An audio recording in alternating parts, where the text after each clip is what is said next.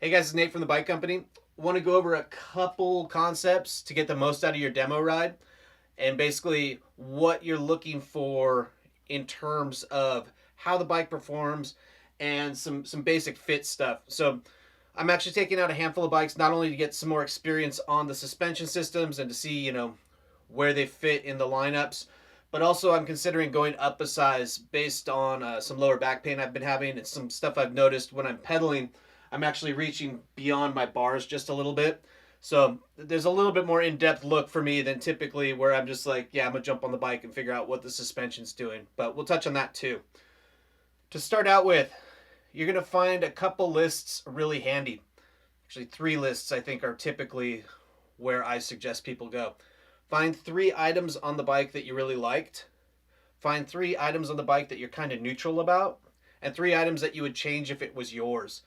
That's going to allow you to really define, hey, was it the bike, the design of the bike, the spec, or the setup?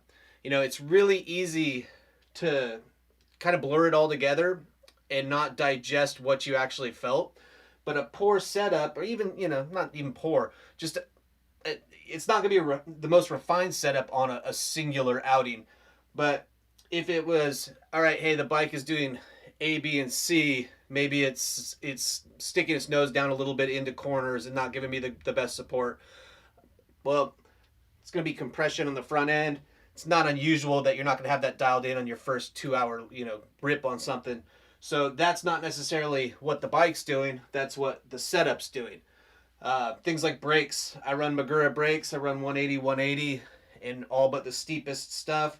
So if I get on a bike that's got Shimano huge rotor brakes, that extra punch of the brake, you've got to remember, okay, that's the brake. And if I put what I like on there, what I prefer, I'm going to get that feeling. So, the brakes might come into, well, when I go into the corner, the bike kind of unsettles for a second and then dives in. Well, again, if I'm running much bigger rotors and more snappy powered brakes like the Shimanos versus the Maguras have a little bit more modulation in them, and the Shimanos kind of the power comes on a little quicker. So, until I get used to that, the first couple corners, I'm likely to have a little bit of that whoa as the bike loads and unloads a little bit. Again, not really anything to do with the suspension. Um, as far as things that are to do with the suspension, the bikes that we work with all are the premier of the premier. So it's kind of what you like. What I really liked about the Yeti when I fell in love with this bike is it's got a lot of pop when you are pumping the trail, whether you're pumping through corners or pumping through the holes. Where other brands might have a little bit more thump or monster truck to them. So if you're really pushing hard or working on progressing to that next level of trail, and you might not like that pop because that pop might send you shooting off line a little bit. Well, there's bikes that have a little bit more of that, thump through them, so to speak.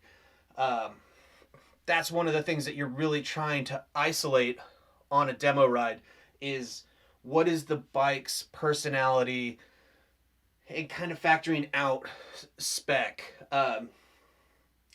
So me as my example, and take the data that you need or work with our guys and they'll help you dial in on your demo ride. I'm interested in a handful of things on the bikes that I'm testing. Most importantly to me right now are fit and suspension feel. So in order to make sure that I'm feeling the suspension, I'm going to notate the tires that I run and I'm going to notate the pressures that I'm running. So in the back I run an Exo Plus with a Cushcore XC, and in the front I run an Exo tire. If I take a demo bike out that's got heavier tires in the front, I'm going to want to take the air pressure down a little bit to kind of give it a similar feel to what I'm used to. And conversely, in the back, if I were to go to a lighter setup in tires, I'm going to end up with a higher PSI to kind of make up for some of that support so that I'm getting a similar performance here and I'm able to really feel what the suspension is doing here. Demos haven't been out quite as much with the pandemic, but something to look at. When's the last time that it looks like this stuff was serviced? I am the worst at this of anybody, so I'm not giving any demo drivers a hard time. I forget to service my fork until I decide that I almost need to buy a new fork, and then one of the guys at the shop reminds me, why don't you look and see the last time you bought fork seals? and it's next to never. I have them service the fork, and I'm like, oh yeah, it's brilliant. If the bike looks like it's been ridden hard, put away wet for a long time, something to consider. You know, was the suspension tired? Were the brakes tired? Blah, blah, blah. As far as suspension setup, I've done this to myself once. I'm sure it happens now and then at demos. I do suggest keeping a pump in your car, and when you get to the trailhead, keep an eye on the suspension sag. What happened to me, I was testing a bike and I got in a hurry, especially if you're making big swings with the PSI. So I'm a heavier rider than a lot of guys. I got the bike, I got the sag right on my way. I was in a hurry, got to the trails, pumped it a couple times. That pressurized the negative air spring, so it took out some of the positive air and put it on the negative. Bike's all of a sudden sitting at about 55% sag rather than 30% sag. So really kind of wasted a ride on a bike because, you know, I'm sitting it so deep. I'm trying to make it up with the compression settings, but it's really just not a fair study in it. So you want to keep an eye, and you don't have to be millimeter precise with it necessarily, but you know, make sure that the suspension's been cycled a few times and that it sets back at the sag that you expect. Fork's not usually so much of a problem because they charge the negative air spring in the extended position, but it is something with the rear shock. And if that rear shock's running low, it's going to be deeper in the pedaling platform. It's going to be a slacker head tube. It's going to do all sorts of stuff, run through the travel. It won't feel balanced. So do keep an eye on that.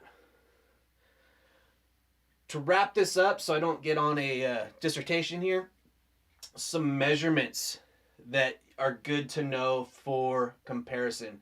You're not going to have a demo bike set up, laser spec'd and whatever. You're getting it close. You're trying to figure it out. But some things that I want to know. I want to know my bar length.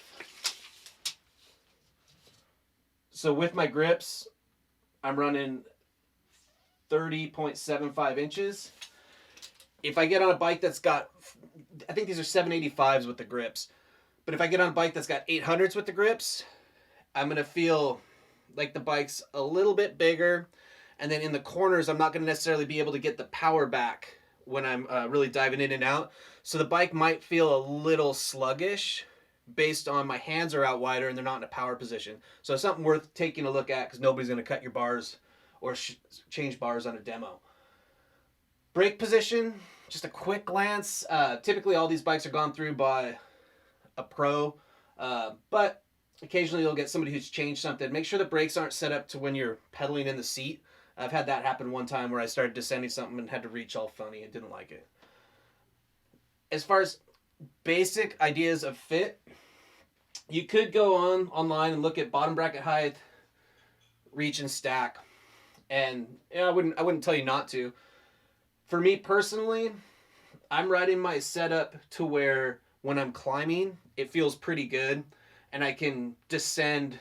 I can make up for that. I can't necessarily make up for my lower back, so I need my hands sort of where they end up.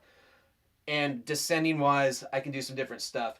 If you're not having back issues, if you're a little younger and less abused or whatever, you may be paying more attention to, okay, well, if my bars get up too tall, the front end feels real light and doesn't want to bite. If my bars get too low, then it constantly wants to suck underneath me when I'm in the steeps. Variety of things to do. The measurement that I glance at is from the center of my bottom bracket to about the center of the bars. And in this case, so the edge of the bar is 33 1/8 inches. I would add half of the 35 millimeter diameter, and then I would have an idea, okay, well, I ride 40 millimeter rise bars, so where am I at? Another way to do it kind of quickly is to measure it from the bar to the ground and try to get it as close as you can. But if you're, kind of tomato, how you're looking at doing it. So for me, I'm going to end up probably having to put a lot of stack into a demo bike because they're not going to come with 40 millimeter rise bars. And it'd probably still be a little bit low. So at the end of the day, all right, well, the front end might feel a little bit heavier than I'm used to because I'm down, my weight's down a little bit lower on it. And it's not going to be the truest example for, all right, well, this is how my back is going to be on the climb. But I can kind of figure out if my hands are in a position where I can mess with that in a standard stem length and with standard saddle forward and aft. So hopefully this gives you some ideas of what you're looking at. Again, kind of to recap quickly, look for 3 things that you like, 3 things that you're neutral on, 3 things that you would change. Ride at mid-pace and ride a trail that you know, and you're looking to see how does the bike handle setting into a corner, coming out of the corner, popping in and out. Do I like the way that feels? Some basic, not full speed chunk, but like, okay, does it hang in the chunk? Does it have a speed that I like? Don't go pushing a demo bike full tilt boogie. You don't know the bike. You're not going to learn anything. If you get done with your ride and you're just like, oh my God, I survived, you haven't learned anything. So really trying to break down what's the suspension about, what's the geometry about, and then, being able to set a standard with this idea to where you can really isolate that and you're not coming back with, I didn't like the bike, but I'm not sure why. Because you could be on totally the proper bike as far as the amount of travel, the disposition. It could have been something as simple as rear tire was set up a little soft and bike felt a little squirmy, sat a little deep, did all these things. So use the demo as an opportunity to create some questions, to work with some staff, and we look forward to working with you here at the Bike Company.